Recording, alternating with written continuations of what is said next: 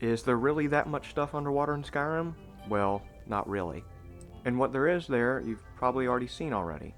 But in this video, I hope to show you some underwater treasure and locations you might not already know about, and offer insight on other places. It's not a 100% list of every one of these underwater locations, but I picked a mix of well-known and obscure locations to make a comprehensive video for everyone's enjoyment. And with that, let's get started. Up in the cold northern waters near Windhelm, close to the border of Morrowind in the Sea of Ghosts, rests the wreck of the Winter War. Look northwest from the Winter War along the coast. There is a small camp that should be visible. 2 tents are set up along with some nets, so it's a fisher's camp. But where are the fishers? I can see that there's some fresh food laid out, so someone was here recently. To find our missing fishermen, look out to the sea. There's an upturned fishing boat, and floating right near it are 2 skeletons. I think the mystery of the fishermen has been solved. Along with the mystery of what killed them, the waters are absolutely teeming with slaughterfish. There's probably half a dozen circling them near the boat. Now, we kinda need to explore this place a little bit more, so get back to shore and you or either Serana with her ice spell can get rid of them all. Now that we have the time to explore this place a bit better, we can look around and see what our dear fishermen left behind. Sunken to the ocean sands rest the remainder of their earthly possessions. A lantern, hook, tankards, which fits with all the alcohol they left at the camp, 1 steel axe, a satchel, and a single coin purse. They certainly won't be needing any of this anymore. I'd say all of this is easily missable because if you're like me, you're just wander by the camp and not think anything of it. This is also an interesting place because it's probably the one place in the game you can find the most amount of slaughterfish in one single place. Cool fact, I looked this up, there is 103 slaughterfish in the entire game, and I know at least 7 of them are here. So this could be a good spot if you're wanting to grind slaughterfish scales for whatever reason. You know that one really annoying Argonian that always says stuff to you every time you walk by him in Solitude? Well, we're gonna have to do his quest to find all the underwater treasure that I'll be talking about in this video. Jari Ra, in a nutshell, is a pirate and will make you extinguish the Lighthouse of Solitude so that any passing ships will run aground. Follow through with his orders, and after you're done, go find his sister Dija. The ship that you help run aground is called the Ice Runner, and it is in the frigid waters north of Morthal. If you're expecting to plunder the ship with the bandits, well, too bad, because everything has already been taken from the ship and is fiercely guarded, so if you take anything, it'll be considered stealing and they'll attack. But there is a single treasure chest that the bandits missed that you can take in secret. On the opposite side of the ship, dive to the bottom to find a single locked chest.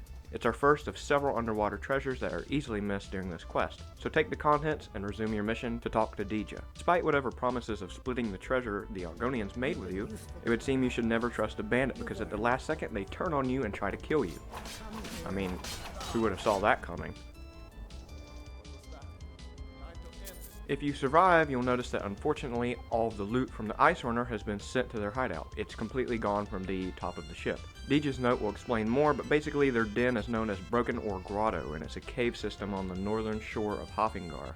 The final stretch of this mission requires that you go there and exact revenge on that slimy lizard that betrayed you. Now when you're there, you might finish dispatching Jari Ra and the rest of his pirate friends, take that 1 treasure chest in the main room, and assume that's job well done. But there's actually a lot more to this cave than meets the eye. Let's start back at the entrance and work our way through the waters of the cave because yes, there's actually a lot of hidden treasure underneath. Right at the start of the dungeon, there is a large broken ship and a smaller boat. Swim off the platform, and right at the bottom near the rock is a single skeleton and our first sunken chest of the cave. Continuing along, the second chest is near a bridge that links both sides of the cave, and this one can be a bit tricky to find, but it's basically in the middle of the pond near a rock. Dive off the platform and you can find it.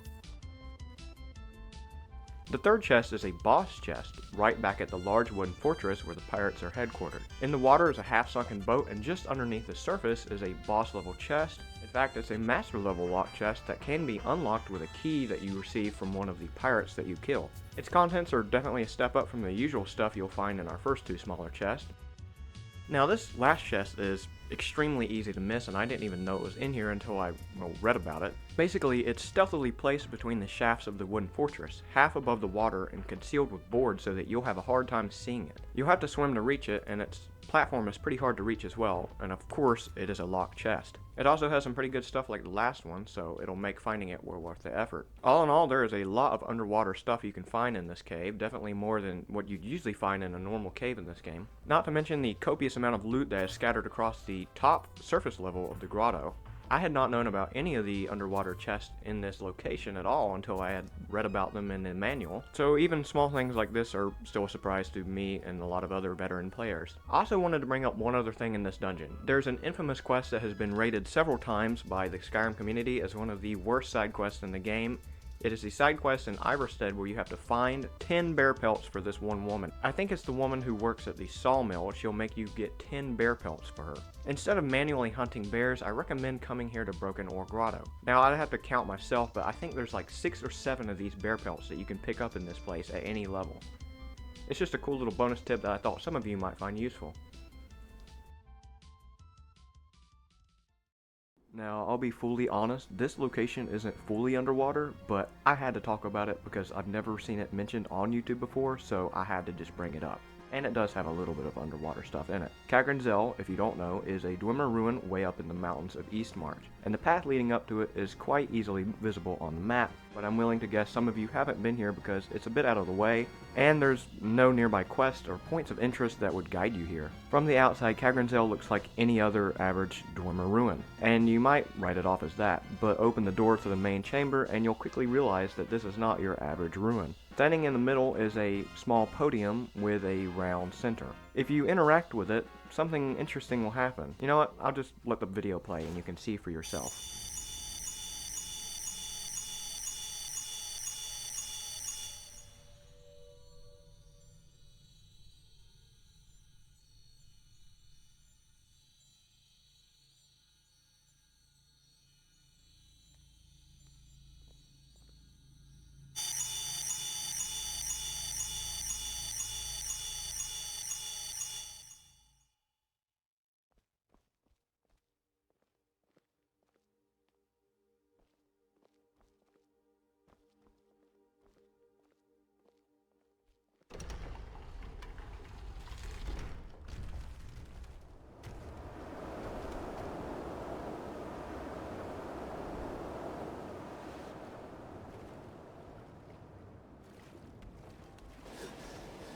Now that was neat, and it's got to be one of the coolest dungeon mechanics in Skyrim hands down.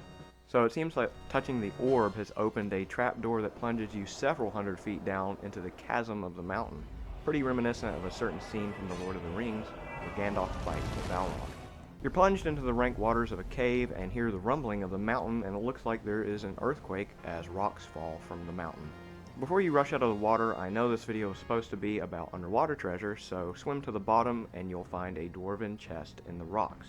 Yeah, I know, that's sort of a cop-out. There's not much in the water, but come on. Falling all the way down a mountain into the water is pretty cool. Now you can exit the water and fight your way through the attacking Falmer, because the exit isn't too far away from a nearby rock ridge. Once you get to the exit, you'll notice it actually puts you into another dungeon, but this one is a cave quite a bit down the mountain. Now this cave is pretty mundane outside from a couple things, one including a stone of Baron Zaya that you can get in the main bandit's room. So I consider going to Kagrenzel like a killing two birds with one stone. You get to do a cool dungeon with a interesting mechanic, and you get to collect a stone of Baron Zaya. Sounds good to me. And now, out of all these places I'm talking about in the video, the Silvermoon is probably the most familiar with because it's right near where you start the game in the Hold of Falkreath. The Silvermoon is the name of the ship that is sticking out of the water that is near the Lady Stone. If you still don't know what I'm talking about, just go to the Lake of Ilinalta and travel to the southwestern portion and look for a mast sticking out of the surface of the lake. Delving a bit deeper, we can see the Silvermoon is split right in half.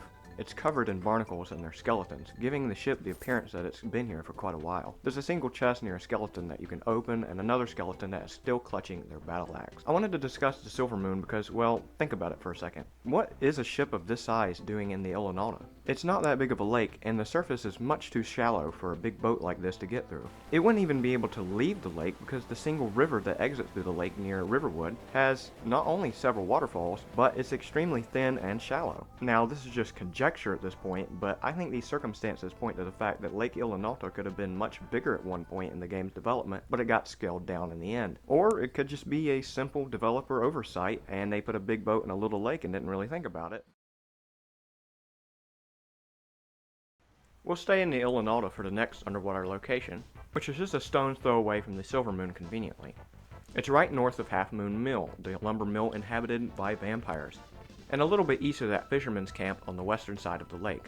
Just swim out heading north-northwest from the mill and pay attention to the lake floor. Nestled between some rocks and a plant is a single rowboat, sunken at the bottom. And as I'm sure you'll notice, a massive chest. I included this chest and boat because it's so missable when you compare it to the Silvermoon ship that's easily visible from the shoreline. Picking this lock will reward you with, of course, random loot, but I got quite lucky at a high level and got a dragonbone helmet. Purewater Run is a small cave that you may stumble across in the southwestern region of the Reach, and it's fairly close to a orc stronghold. From the outside it looks like a cave with a small river running through it. And if you go inside, there's not much to see. It's a very small place. Other than a couple nurnroot and a fish, this cave can be easily dismissed as a waste of time. But have a little patience and dive into the pool where the rocks dip down. Avoid or kill the slaughterfish if you can, and resting at the bottom is an unexpected find. The remnants of a Dwemer ruin. Nestled between the giant bronze head are a pair of dwarven chests along with a nest of slaughterfish eggs. Yeah, there's not much more with this one, but I thought I should show a bit of underwater dwarven treasure if you happen to be in this area of Markarth. And plus, it's a cave with the sole treasure being underwater, so I had to talk about it in this video. And as far as I can tell, Pilgrim's Trench is the only fully underwater place in the entire game that is an actual marked location. So given that it's probably the only marked underwater location, it's kind of a given that I'll be talking about it in this video. Find this place, look west of Ysgramor's tomb. Near one of the icebergs there's 2 boats and other debris, indicating that there's some kind of shipwreck nearby. If you peer underwater, deep down in the frigid ocean floor there are several ships that have sunken. 3 are split in half and scattered on the rocks and sand, but 1 still remains intact. This is the ship that you would want to swim down to because in the wreckage there's 2 chests you can get. One is in the main cabin and the other is in a nook in the hull. I am going to warn you that you're probably going to want to bring some kind of water breathing potion or something to prevent drowning because there's absolutely no way you can get down to the bottom of these ships and back up with all the loot without drowning. Or you can just be an Argonian. I'm also going to mention that this place, Pilgrim's Trench, is actually part of a cut quest that Bethesda was going to implement in the game. I know I'd talked a little bit before about the Silvermoon and how it could possibly have been a remnant of cut content, so I figured including this part about Pilgrim's Trench would be relevant to the video. There was going to be a quest called Trius' Trinket, at least according to the game files, and it involved a player swimming to the bottom of Pilgrim's Trench for a man named Trius in order to recover a jewelry box from the wreckage. Trius obviously isn't in the game, but leftovers of when he was are still in the game files. The little camp near Pilgrim's Trench actually has a note with his name on it. It would have been cool to see this quest in the game, as I briefly mentioned in my last video, it's a real shame that there's not more underwater stuff in this game, especially when you know stuff like Trius' quest is just cut content. Bethesda at the very least had intentions to make at least one underwater quest, and who knows what else they cut out along the way. And that does it for all underwater locations in Skyrim. Well, not all of them. I included some of the more fun ones that I thought would be cool to cover. There's definitely more, and you're free to shout them out in the comments below. I want to thank everybody for the support my channel has been getting recently. The reception on my last video was really good, and it helps me motivate making more videos about a game I'm very passionate about. I'd love to see this channel grow so I can expand my production value, or at least talk about more things. So if you found the stuff I've talked about even remotely interesting or useful, please consider subscribing. We're on a pretty good track to 1,000 subscribers, we're halfway there, and I'm currently working on a sequel to the Unmarked Locations video from a month ago, with some very, very cool places and even some Easter eggs to show you people. And with that, I hope to see you next time.